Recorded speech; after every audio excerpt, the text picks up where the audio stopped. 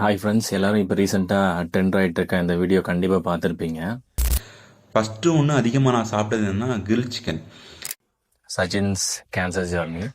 அவர் first பார்த்தீங்கன்னா prostate கேன்சர்னால பாதிக்கப்பட்டு அதுலேருந்து க்யூர் ஆகி இப்போ செகண்ட் அவருக்கு வந்து பிளட் கேன்சர் வந்திருக்கு.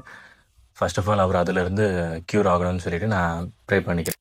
அவர் அந்த கேன்சர் வந்ததுக்கு முக்கியமான ஒரு 4 ஃபுட் தான் காரணம் அப்படின்னு சொல்கிறாரு. அதில் ஃபஸ்ட்டு பார்த்தீங்கன்னாவே grill chicken, second maida and maida related foods, puffs, அதுக்கப்புறம் பரோட்டா இந்த மாதிரி. Third carbonated drinks. ஃபோர்த் வந்து ஹை சுகரி ஃபுட்ஸ்.